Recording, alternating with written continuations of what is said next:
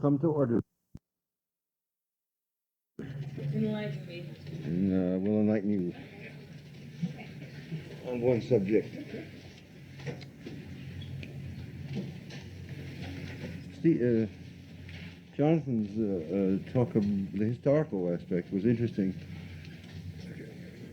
Since we're considering Kerouac's Mexico City Blues,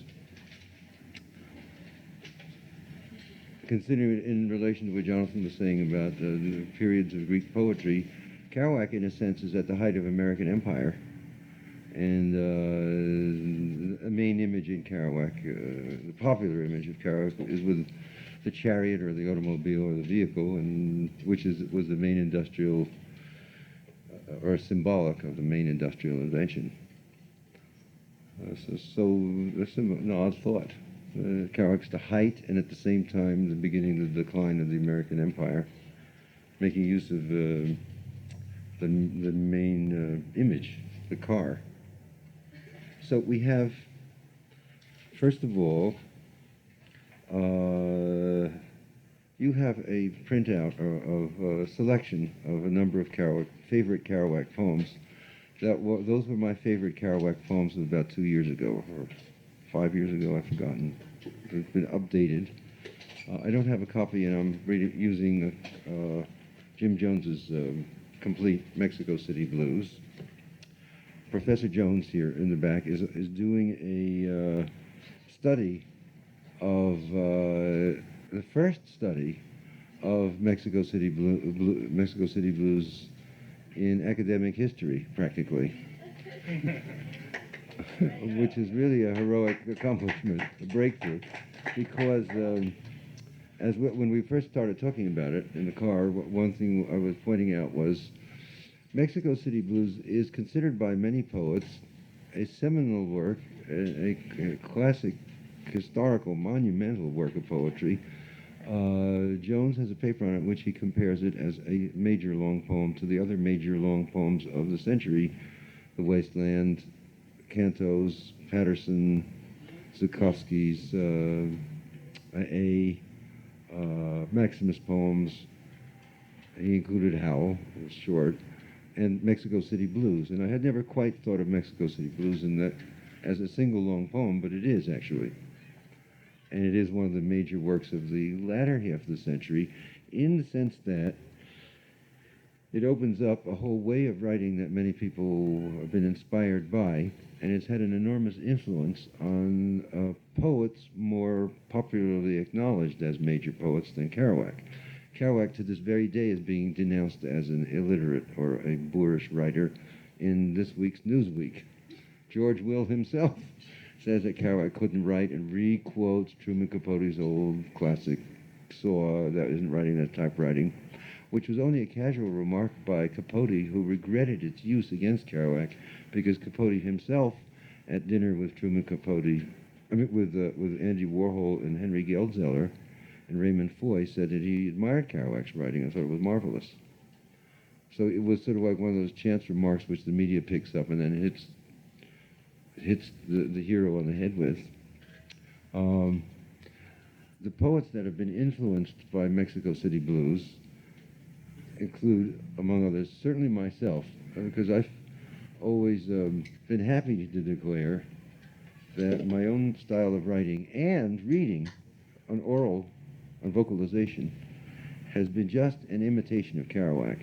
Certainly I got my own Jewish jazz going, but the basic method and the ear and the inspiration and the territory and the long verse line and the improvisational character and sort of the melodic vowelic moan in my work is straight out of Kerouac, even to the point of paraphrasing Kind King, Light of Mind, which is just the adaptation of Kerouac's Kind King Mind, a phrase of his. And there are any number of phrases built into poems that are well known that I've written, that are in anthologies, which are just takeoffs on phrasing of Kerouac, written for Kerouac's ear to please him or to please myself pleasing him, or just as, companionable. Yeah. In the fifth chorus, he said that's what you called him, Kind King. Yeah, but I took it out of. So I seem to remember I took it out of Adios King. I took it from Adios King, the last line of Visions of Cody.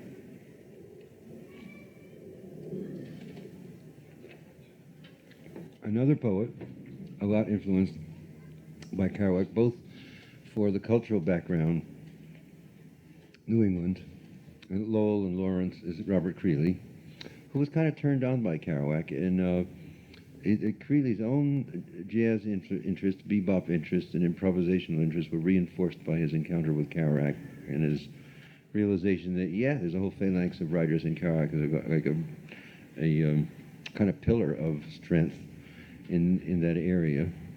Olson admired Kerouac a great deal and thought, in a sense, that he had stolen the thunder of the poets. Not coming from left field, beatnik field, had stolen the thunder of all of the work that the Black Mountain projective poets were doing.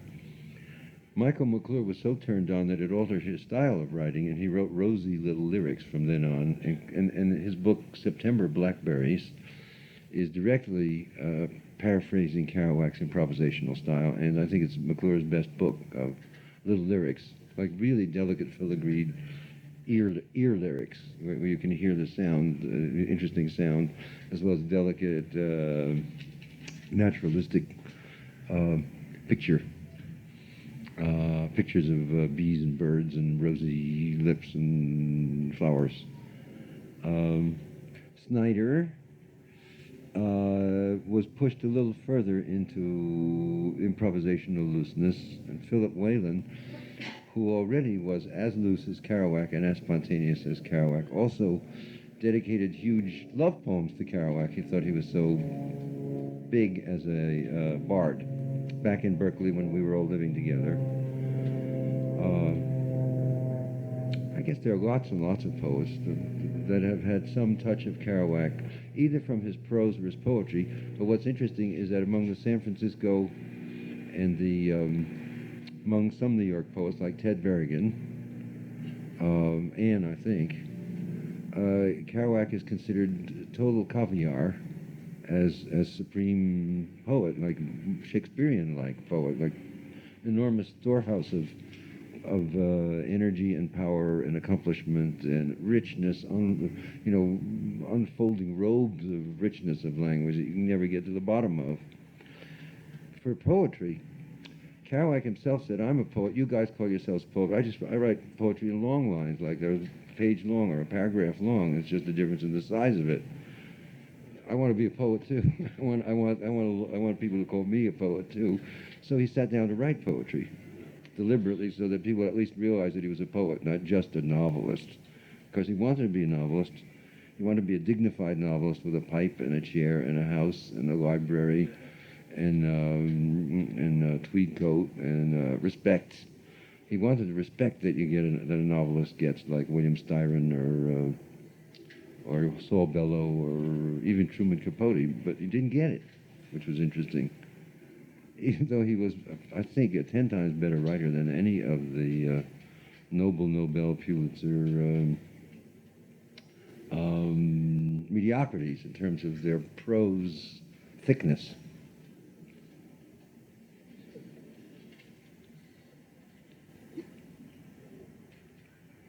So, before we go any further, then one other poet influenced by Kerouac, who then went on to influence every other youth poet around the world from the 60s on, is Bob Dylan. I don't know if you're aware of how directly Dylan was inspired by Kerouac, but during the Rolling Thunder tour, we stopped off at Lowell, and we had a concert at Lowell, and Dylan went around with me to visit Kerouac's relatives and go to the bar where Kerouac's brother-in-law owned, the Sampuses, and wanted to see his manuscripts, which his wife wouldn't let anybody look at, because there's lots of unpublished manuscripts. More from the Book of Dreams, some of the Dharma, Wake Up, A Life of Buddha, the manuscript diary of Writing on the Road, endless notebooks, poems, another book of poems which is in the City Lights safe called Poems All Sizes.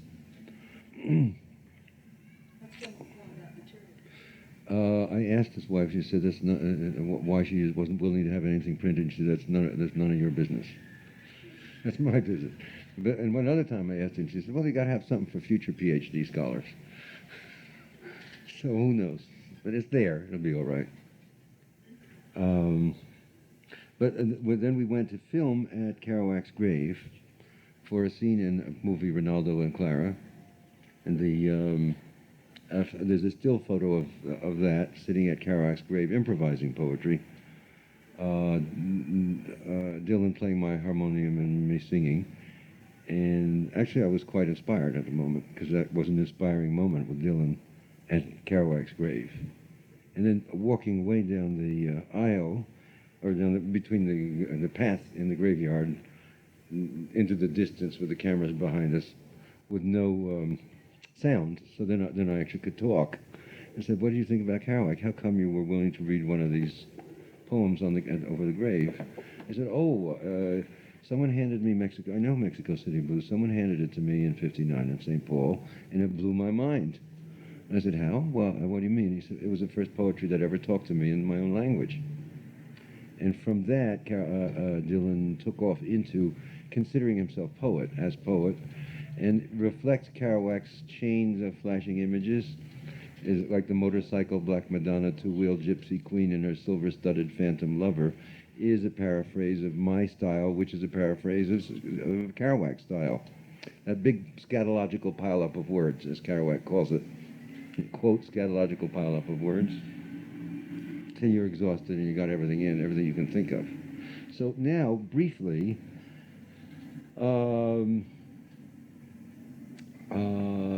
tiny explanation of his talk.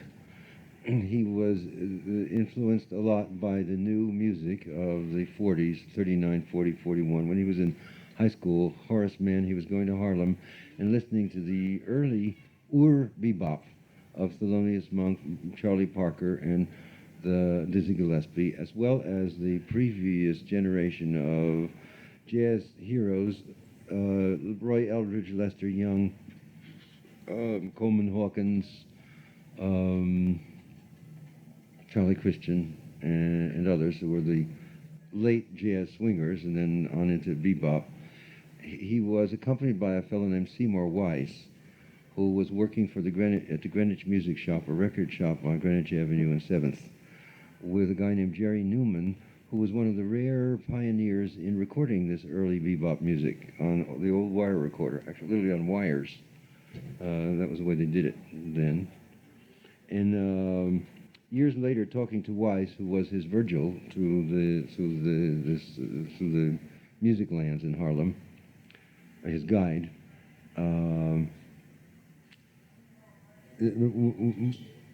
Weiss said that what the musicians were doing was transferring into rhythmic patterns, blowing with breath mainly, the actual rhythms they heard on the street in speech. That it was a new way of like talking through the horns, talking through saxophone or trumpet or clarinet. And a part of it was like talking back and forth, capping each other, making comments, and then somebody else improvise another comment. And that the rhythms that became known as bebop were actually the speech rhythms directly transferred to music, and that was the whole kick of the bebop musicians. I don't know if Kerouac knew that, but his friend Seymour certainly did know it, so I guess Kerouac did know it, and Kerouac also was interested particularly in that kind of description of the music as the musicians talking back and forth, and particularly interested later in a record by Wardell Gray and I forgot, Zoot Sims, called The Chase. Is that Zoot Sims and Wardell Gray? I've forgotten. In which the saxophones are chasing each other around the record, actually answering back and forth.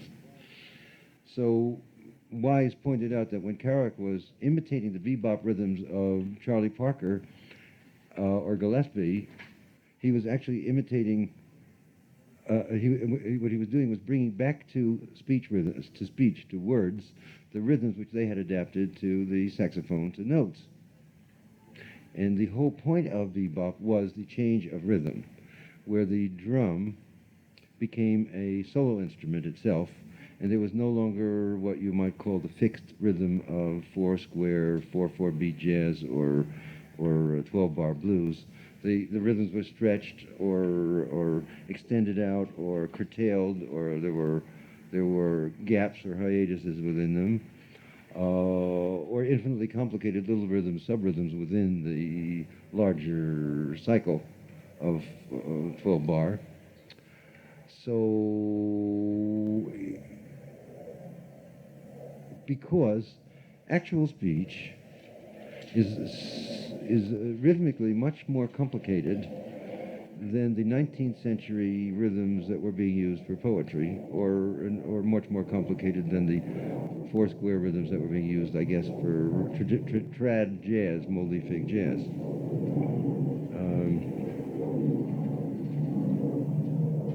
So it's kind of an interesting historical note that Kerouac's celebrated adaptation of jazz was actually an adaptation of jazz's adaptation of idiomatic, vernacular New York speech rhythms, or sometimes idiomatic, vernacular New York, Kansas City, Oklahoma City speech rhythms, because after all, Charlie Parker came from Kansas City.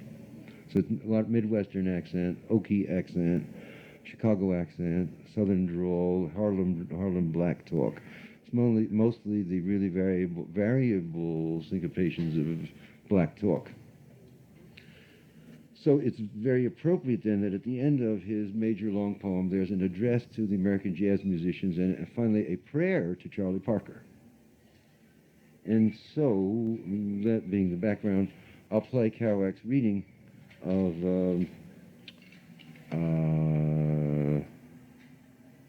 Leadbelly, which I don't think you got in your book, in your little thing.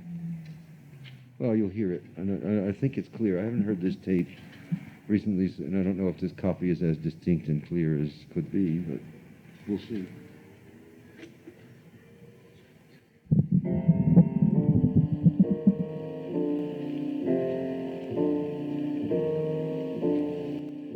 Old Man Mose, early American jazz pianist.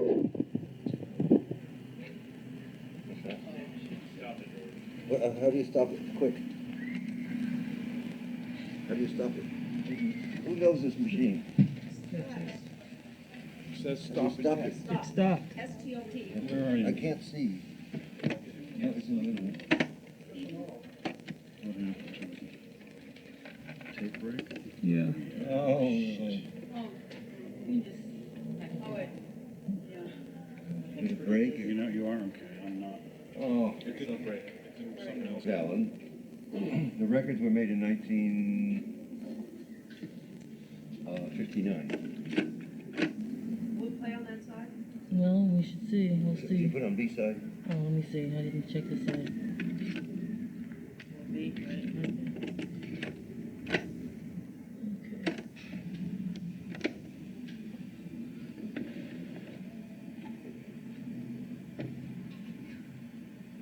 Whose is this machine? Does anybody know how it works? And maybe. Is it on? That might be for, It's on pause. Wait. Oh, okay, it's on pause. Called Okay. Yeah, Old Man Mose, they're an American jazz pianist. Old Man Mose walloped the rollicking Keyport, Wahoo Wild Hosts, piano with monkeys in his hair, drooling spaghetti, beer, and beans, with a cigar mashed in his countenance, gleaming happiness, the furtive madman of old sane times.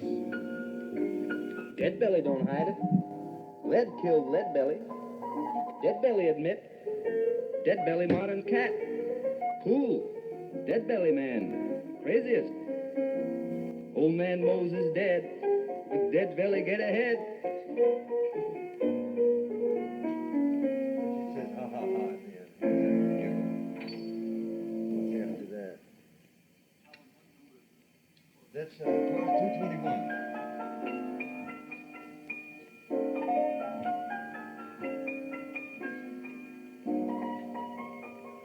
Next is the sounds of the universe. I don't know what that is.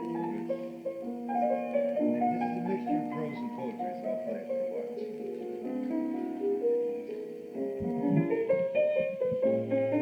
Charlie Parker looked like Buddha. Charlie Parker, who recently died laughing at a juggler on TV after weeks of strain and sickness, was called the perfect musician. And his expression on his face was as calm, beautiful, and profound as the image of the Buddha represented in the East. The lidded eyes, the expression that says, all is well. This was what Charlie Parker said when he played, all is well. He had the feeling of early in the morning, like a hermit's joy, or like the perfect cry of some wild gang at a jam session, wail, whop. Charlie burst his lungs to reach the speed of what the speedsters wanted, and what they wanted was his eternal slowdown. A great musician and a great creator of forms that ultimately find expression in mores and what have you. Musically as important as Beethoven, yet not regarded as such at all. A genteel conductor of string orchestras, in front of which he stood, proud and calm, like a leader of music in the great historic world night, and wailed his little saxophone, the alto, with piercing clear lament, in perfect tune and shining harmony, toot, as listeners reacted without showing it, and began talking. And soon the whole joint is rocking and talking, and everybody talking. Charlie Parker whistling them on to the brink of eternity with his Irish St. Patrick batoodle stick. And like the holy mists, we blop and we plop in the waters of slaughter and white meat and die one after one in time. And how sweet a story it is when you hear Charlie Parker tell it, either on records or at sessions, or at official bits and clubs, shots in the arm for the wallet. Gleefully, he whistled the perfect horn. Anyhow, it made no difference. Charlie Parker, forgive me. Forgive me for not answering your eyes. For not having made an indication of that which you can devise. Charlie Parker, pray for me. Pray for me and everybody. In the nirvanas of your brain, where you hide, indulgent and huge, no longer Charlie Parker, but the secret unsayable name that carries with it merit, not to be measured from here to up, down, east, or west. Charlie Parker, lay the bane off me and everybody.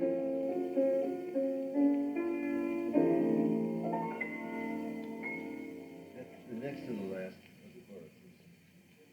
And the next number is 1. I think there are a few more of the Mexico City blues on here. I keep falling in love with one another. The Mill Valley trees, the pines with green mint look, and there's a tangled eucalyptus hulk stick fallen through the late sunlight tangle of those needles, hanging from it like a live wire connecting it to the ground. Just below, the notches where little Fred sought to fell the sad pine, not bleeding much, just a lot of crystal sap the ants are mining in, motionless like cows on the grass. So they must be aphids, percolating up the steam to store provender in their bottomless bellies that for all I know are bigger than the bellies of the universe beyond. The little tragic windy cottages on the high last city-ward hill, and today roosting in sun-hot dream above the tree head of seas and meadow patch, whilst kee purl the birdies and mommums, mark and ululate moodily in this valley of peaceful firewood, in stacks that make you think of Oregon in the morning in 1928, when Back was home on the Range Lake, and his hunting knife threw away and went to sit among the ponderosa pines to think about love, his girl's bare bodice like a fennel seed, the navel in her milk bun. Shorty McGonigal and Roger Nulty held up the Boston Bank and murdered a girl in these old woods. And next you saw the steely green iron photograph in True Detective, showing black blotches in the black blotch running culvert by the dirty roadside, not Oregon at all. or Jim back so happy with his mouth, a blade of grass depending. Hummingbird hums hello, bugs race and swoop. Two ants hurry to catch up with Lonely Joe. The tree above me is like a woman's thigh. Smooth eucalyptus bumps and muscle swells. I would I were a weed a week would leave. Why was the rat mixed up in the sun? Because Buddy Dharma came from the west with dark eyebrows, and China had a mountain wall, and mists get lost above the Yangtze Gorge, and this is a mysterious yak the bird makes yick. Wowf, wow, what, sings the dog, blood, blut, blut, below the homestead deer. Red robins with saffron scarlet or orange red breasts make a racket in the dry dead car crashed tree Neil mentioned. You're not the road into eucalyptus. And it's all busting out, indicating the prune blossoms. And Bodhidharma came from the India West to seek converts to his wall gazing. Ended up with Zen magic monks mopping each other, and one and all and other in mud koan puddles to prove the crystal void. Wow. Notebook. Oh, Mill Valley. San Francisco Blues. Next is Goofing at the Table, 80th chorus.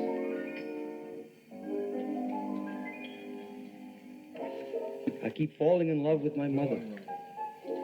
I don't want to hurt her. Of all people to hurt. Every time I see her, she's grown older. But her uniform always amazes me for its Dutch simplicity. And the doll she is, 149. the doll-like way she stands, bow-legged in my dreams, waiting to serve me. And I am only an Apache, smoking hashi in old Kabashi by the lamp.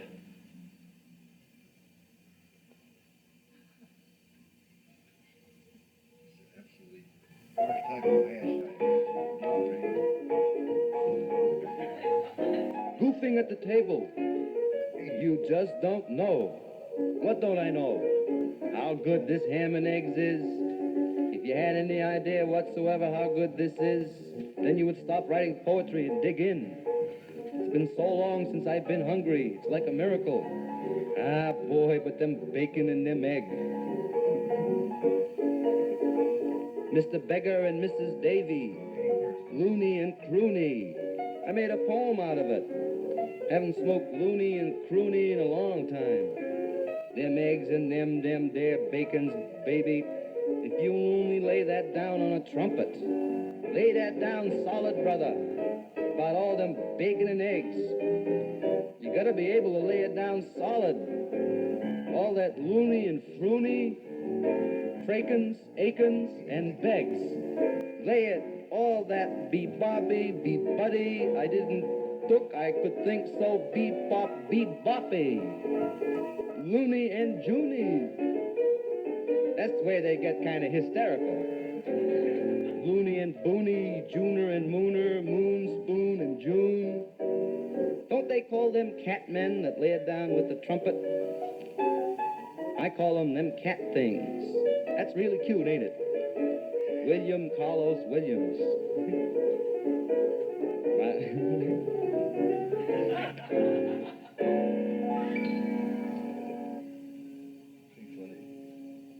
That's followed. Bowery, another earlier poem. The Bowery Blues. Cooper Union Cafeteria. Late cold March afternoon. The street, 3rd Avenue, is cobbled, cold, desolate with trolley tracks. Some guy on the corner is waving his hand down, knowing somebody emphatically. And out of sight behind a black and white pillar, cold clowns in the moment horror of the world. A Puerto Rican kid with a green stick, stooping to bat the sidewalk, but changing his mind and halting on. 2 new small trucks parked. The withery gray rose stone building across the street with its rhyme heights in the quiet winter sky. Inside are quiet workers by neon entablatures practicing fanning lessons with the murderous Marbo. A yakking blonde with awful wide smile is macking her mouth, lip talk, to an old bodhisattva papa on the sidewalk. The tense quickness of her hard-working words. Meanwhile, a funny bum with no sense tries to panhandle them and is waved away stumbling. He doesn't care about society women embarrassed with paper bags on sidewalks. Unutterably sad, the broken winter shattered face of a man passing in the bleak ripple, followed by a Russian boxer with an expression of Baltic lostness. Something grim and Slavic and so helplessly beyond my conditional ken or ability to evaluate and believe that I shudder as at the touch of cold stone to think of him. The sickened old awfulness of it, like slats of wood wall in an old brewery truck. For I prophesy that the night will be bright with the gold of old in the inn within. Shin McIntorio with no money, no bets, no health, falls on by pawing his inside coat, no hope of ever seeing Miami again, since he lost his pickles on Orchard Street, and his father stuttle-fedded him to hospitals of gray, bleak bone drying in the moon that mortifies his coat, and words sing what mind brings. Bleeding, bloody seamen of Indian England, battering in coats of Third Avenue, with no sense and their brows streaked with wine sop. Blood of obligate, sad adventurers, far from the pipe of Liverpool, the bean of bone, bottle, Liffey Brown, far hung unseen top tippers of Ocean Wave. God bless and sing for them as I cannot. Cooper Union Blues. The Muzak is too sod. The gaiety of grave candidates makes my gut weep, and my brains are awash down the side of the blue-orange table. As little sneery, snurfling Puerto Rican hero bats by booming his coat pocket, fisting to the vicinity where mortuary waits for bait. What kind of service do broken garrels give? Oh, have pity, bodhisattva of intellectual radiance. Save the world from her eyebrows of beautiful illusion. Hope, oh hope, oh nope, hope, hope.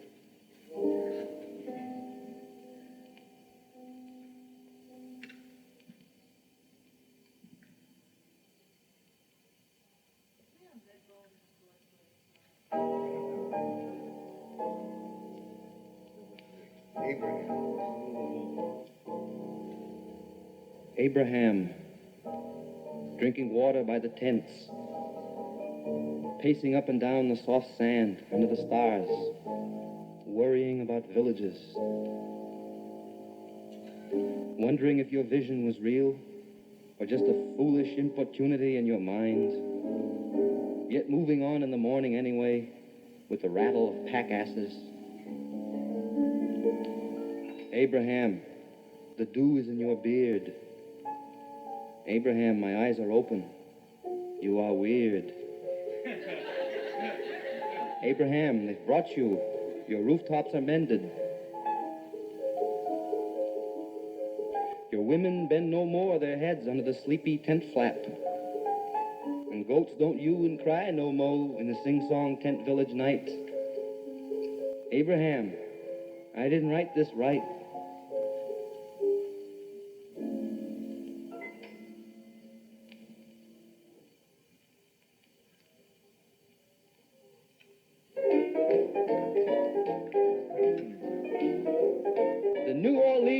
New York Club wishes to announce the opening of new sessions and new fields, Daddy-O. Dave Brubeck's The Swingingists. And I wish to say farewell to Al Smith. Hello, Dave.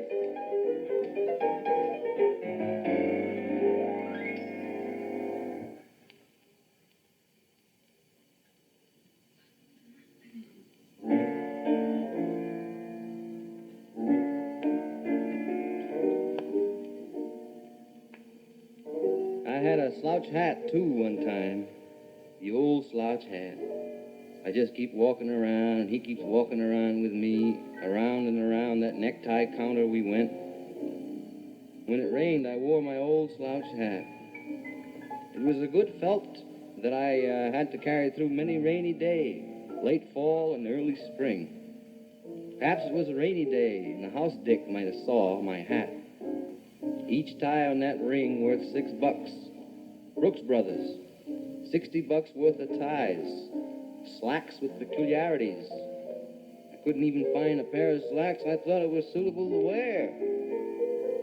Wrapped one pair around me and pinned it in with a safety pin. Pulled up my trousers and went out and looked at myself in the mirror. Oh no, those won't do. And I walked out. Wrapped the slacks around my waist. Took two other pair, went to the mirror, threw them at the salesman. No, those won't do. Good afternoon, and walked out. The slouch hat I got at Harvard Club, Yale Club, Princeton Club, or one of the other Dartmouth Club, University Club. Always barred the Yacht Club, because it was a little over my kin. Because the doorman knew that only Mr. Astor, Mr. Vanderbilt, and Mr. Whitney belonged. He couldn't say, "Good morning, Mr. Astor," because he knew I wasn't Mr. Astor. I always figured a way to heal into those other clubs. Not only a member of Who's Who, but a Who's Who also have to be a member of Who's Who in New York in the special clique of Who's. I get in the athletic club many times. And I'd go up in the billiard room. I would wander back around the room, hands in back, and every coat rack I backed up against filled with a wallet. One day I walked out of there with 10 wallets. Bellboy looking me over.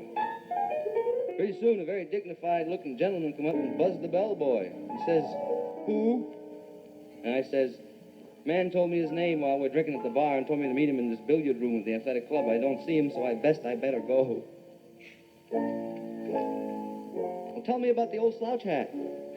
Oh, one of my numerous trips to one of the numerous clubs in New York City.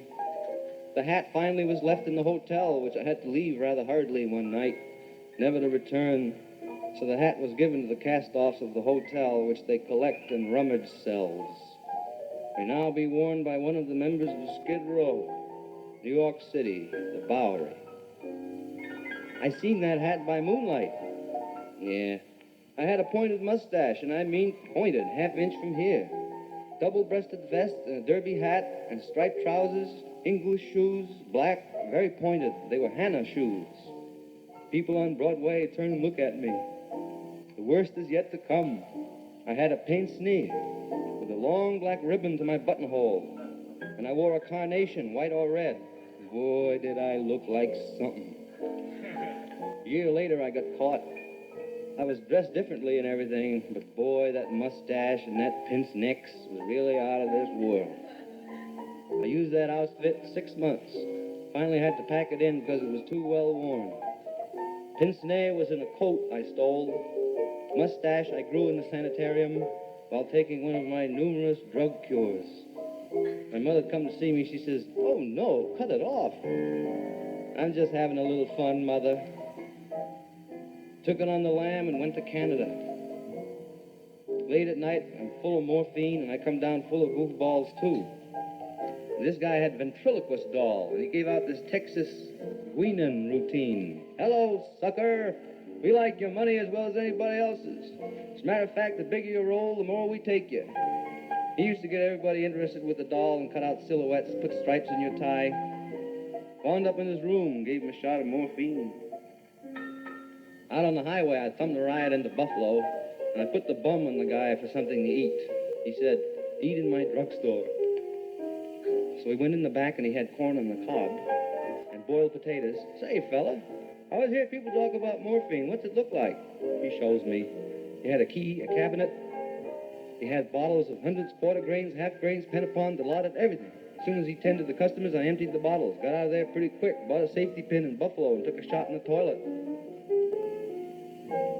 Come out and saw a fella shaving, his coat hanging there. Hung my own coat and gave his coat a brush with my hand. Felt his wallet, washed my hands, went out and took off with the wallet.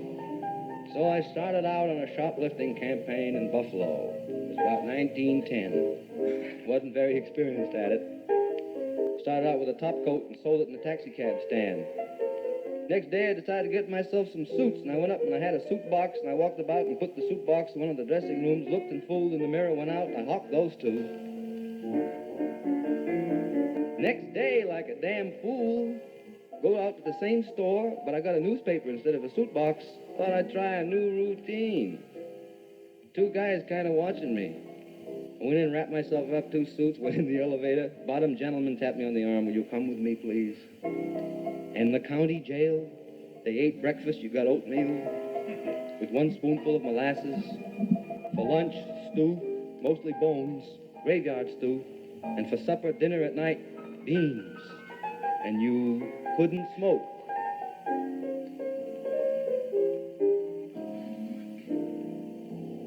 The last thing on here is 211 for us. I think it's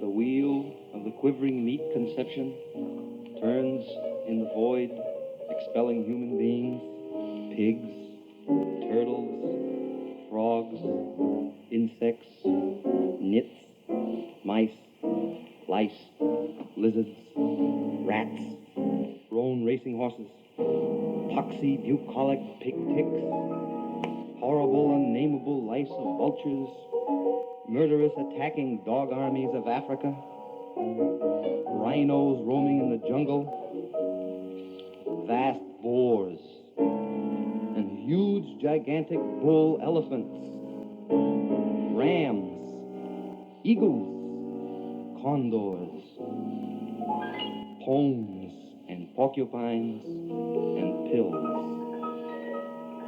All the endless conception of living beings, gnashing everywhere in consciousness, throughout the 10 directions of space, occupying all the quarters in and out, from super microscopic no-bug to huge galaxy light-year bowel illuminating the sky of one mind.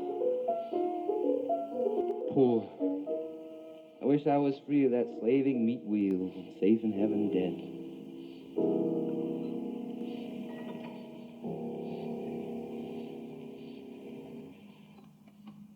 so well. How do you stop it?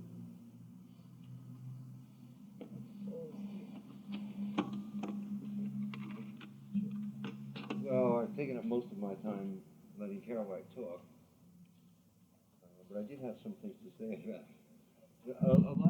A lot of what we were hearing in the conversational parts were William Maynard Garver, an old junkie friend of Burroughs and mine and Herbert Huncke, who was living in Mexico City at 210 Orizaba in a ground floor room, and Kerouac was living up on the top floor on the roof in a little, about the size of that tent, 8 feet high concrete blockhouse cubicle with a sleeping bag and a brakeman's lantern.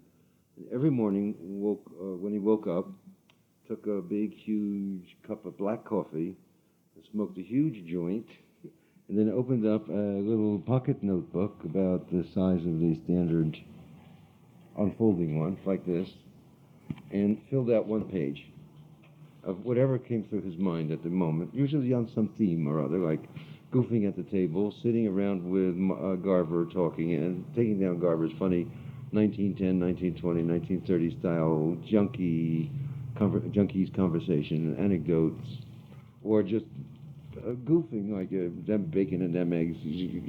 Them poet, you ought to lay that down, them bacon and them eggs. I haven't been hungry in so long a time. So it's like Kerouac, you can hear a lot of different voices, not only Garver's, but elegant voices, oaky voices, black old man Moe's voices, his mother's voice, his own voice occasionally, Buddhist voices. He had a good ear for sound, and a lot of it is written rolling along. I don't know, most of you were at the lecture I gave last night on sound. A lot of it, as you can hear, is he's just like Bebop, like a musician, he's following the sound and trusting the mind to deliver the sense, but without attempting to make any particular sense except a playful sense of fun and whatever spontaneous intelligence occurs in the course of rolling out the sound. And the energy of the poem depends on the extension of the rhythmic periods and the cadences into vowels and consonants collecting themselves around vowels harmoniously, falling into place synchronistically, making a kind of telepathic condensed communication, actually. Because the principle here is mind is shapely, therefore art will be shapely. Anything that comes out of your mind is going to be one mind anyway. It's all going to be there in one form or another. So you don't have to worry about what you're saying, really. You know, if it's that, is it that important? In fact, it even has a little poem about that, about the right words. You know, if you really need to be, well, do you really need the right word? A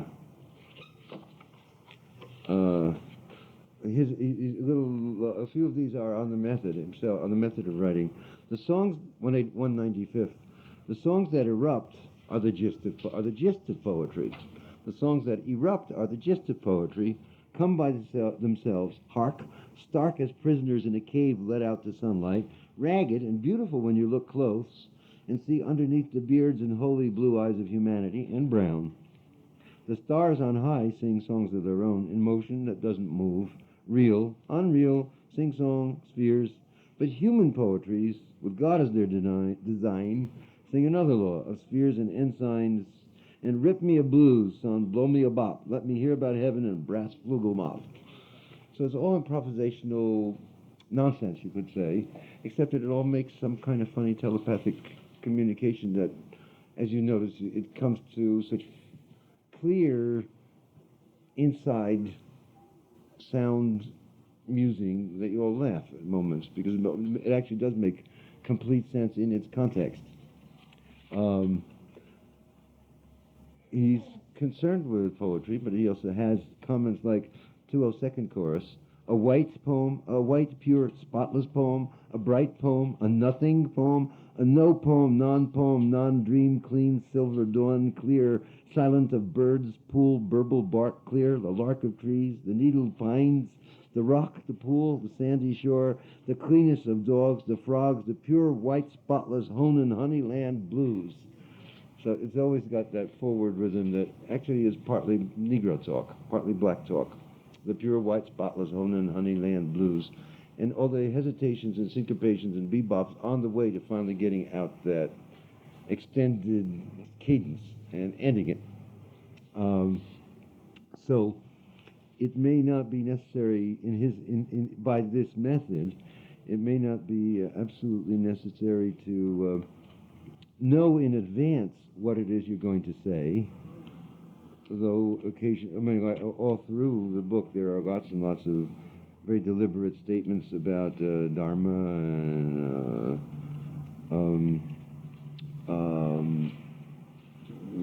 Buddhist philosophy, or there's a long autobiographical sequence when he's talking about his father and his childhood that had a sequence that begins with a list of the number of the books he wants to write and of the periods of time they'll cover, and then rolls over into his earliest earliest memories as child, literally in the cradle, I think, or in the, they call the barred thing with a crib, child in a crib. And so occasionally it'll come out into, deliberate subject, or occasionally he'll run out of subject but continue singing, like 154th chorus, pan, mattress, pan, spang, pan, no, I'm sorry, wait a minute, where's that? That's not the one I wanted. It's also good. There he's talking about, actually he's continuing talking about Garber, 154th, but it was the airplane and the Pan American Night. Which one is that? I had it out here a minute ago, but, well, I don't know. I didn't mark this up before I started. so fuck it. Oh yeah, 146th chorus. The big engines in the night, the diesel on the path, the airplane in the Pan-American night, the blazing silence in the night, the Pan-Canadian night, the eagle on the pass, the wire on the rail, the high hot iron of my heart, the blazing chickaball whap by extra special super high job bull 169 be floundering down to Kilroy. Gilroy is the end of the Southern Pacific Railroad, and the southern end. So he's just talking about the Southern Pacific Railroad. And, super extra special high job is like a description of locomotive as from the conductor's language from Neil Cassidy. 169 is a little funny, campy sex number. But mainly what he's just doing is making Okie talk. Is what it was. That's pure Okie talk sound, or what he thought of it was. The blazing chickaball whap by extra special super high job, old 160, hand job, old 169 be floundering down to Kilroy. And I think probably about subliminally, maybe Neil masturbating in the conductor's cabin in his all-night run down to Gilroy. There are the main kick, however, is among the themes the mortality and time passing, Buddha Dharma takes, abstract Buddha Dharma takes, exemplary Buddha Dharma takes taken from this meat flesh family stories, and also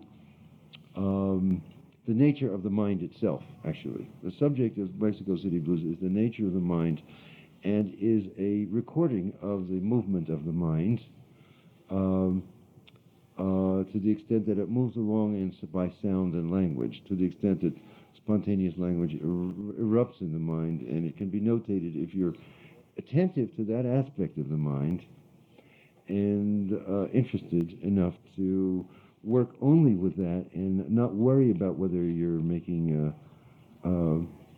sense, but recording the verbal babble. As in the end, the very last, he says in 242nd chorus, the sound in your mind is the first sound that you could sing if you were singing at a cash register with nothing on your mind. And so everybody knows that. It's sort of like almost a state of meditation or non-meditation meditation, where you're just sort of standing there humming a melody maybe, but nothing on your mind particularly, which actually is a relatively subtle state to be aware of, and very subtly put, but also in distinctly American idiom. So it's the it's the mind, the idiomatic babble of the mind, the comparison between that and a relatively solidified, fixated, square notion of poetry as 63rd chorus. Rather gemmy, said the king of literature, sitting down on Davenport at afternoon butler's tea. Rather gemmy. Always thought these sonnets of mine were rather gemmy, as you say. Pluperfect gems of lucid poetry. Poetry being what it is today. Rather gemmy, I concluded, thinking you were right. It isn't my fault that Buddha gave me helmet of right thought and indices of long saints to cope my lope along with, seeing I never had harm from anything but a heavenly farm. The little poems that are about about poetry are very useful, like the 49th chorus. They got nothing on me at the university, them clever poets of immensity, with charcoal suits and charcoal hair and green armpits and heaven air. Green armpit, that's because Gregory Corso, we took Gregory Corso to meet the intellectual novelist John Cleland Holmes back in 1950. And Gregory had some of his early poetry, and Holmes, who was considered a sort of sophisticated New Yorker, said, "Oh, that sort of stuff is green armpit poetry."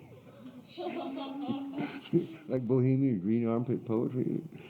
So and and green armpits in heaven air, and checks to balance my account in Rome, benighted by white Russians without care who puke in windows everywhere. Straight out of this Chagall. They got nothing on me because I'm dead. They can't surpass me because I'm dead. And being dead, I hurt my head, and now I wait without hate for my fate to estate.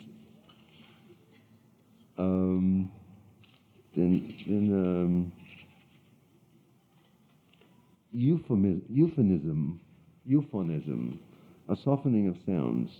Euphemism, a softened word. One is sonic, one is human. Both are imaginary metaphors. Metaphysical exception taken by the old euphonious phony from Arkansas, River Bridge. Exciser of Texas via tickets of Texas. Here he's imitating Garber again. What with euphonic doesn't matter, really pronunciation price.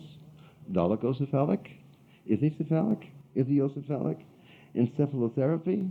Don't point at your head. The judge says you're crazy. Brachycephalic? Ouch. Inch of grace? Sigh. So it sounds, so more sound. Mexico City Bop. I got the Huck Bop. I got the Flugel Mop. I got the theory, cheery, bim, bitchy, bitchy, bitchy, betch, betch, chipley pop. Noise like that. Like falling off porches of tenement Petersburg, Russia, Chicago. Oh, yay. Like when you see the trumpet kind, horn, shiny in his hand, raise it in smoke among heads, he bespeaks, elucidates, explains, and drops out. End of chorus. Staring at the final wall where, in Africa, the old men petered out on their own account, using their own immemorial salvation mind. Slippity bop. Fellaheen mind, I see the note here. That other 41st chorus, that other part of your mind, where everything's refined to thin hair screamers, must be in the cavern somewhere. But was is its self-nature of location? But was is its self-nature of location? It's a little Yiddish in here. But was is its self-nature of location? Nada, nadir. Na parinirvana. No. Na parinirvana ni parinirvana. But most excellent and wise, the glorious servant of sentient needs, etc. It winds up all balloons anyway. Nothing. I wanted to finish up with a little poem about poems, the last of his poems. Or, what time is it? Oh, I got a minute. The bottom of, number 18, the bottom of the repository, human mind. The kingdom of the mind. The kingdom has come. It's the only thing you got free, the mind. Per se, Williams, the critic and author, William Carlos Williams, slept in a rainbow when he discovered the perfect accommodation of universal mind in its active aspect. You'll have a period of golden age, restitution of loss. I've had all I can eat, revisiting russet towns of long ago on carpets of bloody sawdust. And in the 17th chorus, maybe that's finally, I'll end with that, because it's actually a real statement of his aesthetic in composition here. 17th chorus. Star-spangled kingdoms bedecked in dewy joint, dash. Don't ignore other parts of your mind, I think. And my clever brain sends ripples of amusement through my leg nerve halls. And I remember the zigzag original mind of babyhood when you let the faces crack and mock and yak and change and go mad utterly in your night first mind reveries. Talking about the mind. The endless, not invisible madness rioting everywhere. The comparison is very good. The original zigzag mind of babyhood when you let the faces crack and mock and yak and change in night first mind reveries. So I think he's transcribing so accurately that what he hears organically, that it has a strangely telepathic effect of anybody who picks up on it, who hears it, either the voice or sympathetically reads it, it's so rich and humorous and at the same time complex in association, like the Joycean Finnegan's Wake Babel, and yet very often obvious and palpable what the references are, or explainable one way or the other in terms of Buddhist names, or New York names, or Bebop names, or French Canadian names, or Kerouacian novel names, or contemporary names, or talking about Burroughs or Hunky or myself. That it actually is quite coherent once you get into it, though at a first glance someone might look at it and say it's nonsense. So it's a very thick soup of poetry, and almost inimitable. The element of it that is imitatable and usable is the notion of first thought, best thought, or the spontaneous, the reliance, or the devotion to trust in and reliance on the mind itself and the spontaneous risings of the mind. If you can catch it without self-consciousness, if you're as swift and accurate as he is, if you don't get hung up in a loop of self-conscious, I am writing about my mind, if you actually get beyond the surface fake spontaneity, if you get beyond the compulsive, non-spontaneous, repetitive self-consciousness, then you have a repository of the human mind, as he says, and like the Akashic records of the mind to draw from. His prose is based on this method, but his poetry is pure, very perfect examples. And there is one poem I do want to delay you, because it's an example of his looseness and incoherence, and at the same time complete clarity and coherence simultaneously. He's talking about his father. I'm sorry, 97th chorus. I wouldn't know what to do with this poem unless I'd heard him read it aloud and suddenly realized what he was doing, and then it made it very clear. He's describing his father coming home from work to the family and empathizing with his father's woes and worries and mortal aches and worries about the kids. Meanwhile, there's my pa, alone in street, coming for supper under heaven bleak, the trees of March, black twigs against the red and gory sundown that blazed across the river, sinking in the ocean to the east beyond Salisbury's latest and last grain of sand. Then all's wet underneath to eclipse Ivan, the heaven sea ice king, Euclid, bloody be Jupiter, Nuclid, what's his name? The sea drang scholar with mermaids, bloody blasted dat flap thornet nippy too. Then all's wet clear to Neptune's seat. Sensing the aura, the news of that frost, my father hurries in his woe street, conscious he is a man doomed to mortal destiny. And my poor little Tipus, Kerouac himself, he thinks of me, he'll get it too.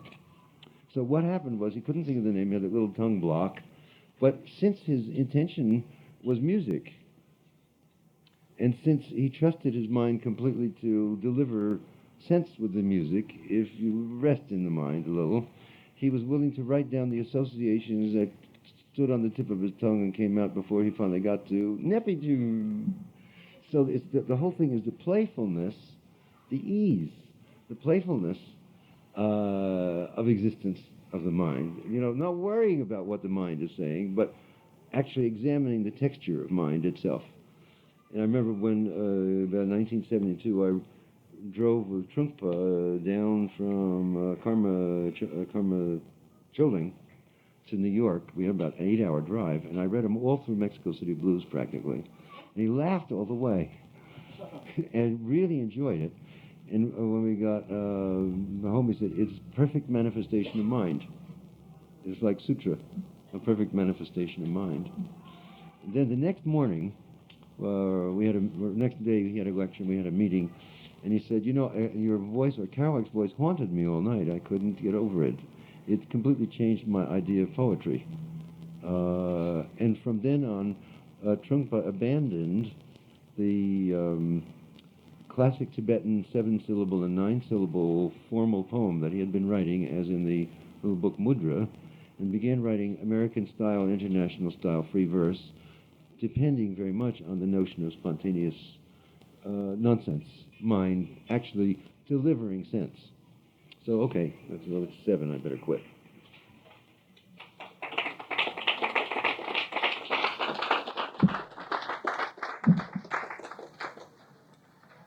So what's off now? Any other announcements?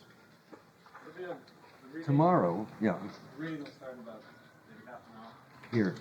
And tomorrow, remember, there's colloquium at 10 a.m. So everybody invited to that, and that'll be all the teachers lined up. You know about that? Yeah. Did you have specific suggestions to check out albums or songs by these jazz artists, the time periods of their work that Kerouac has been particularly affected by? Well, yeah. But maybe this guy might be better. But certainly, you know Charlie Parker. I know, yeah. Charlie Parker, Thelonious Monk. The ones I mentioned. Yeah, I got the names. Well, in historical order, you would have to say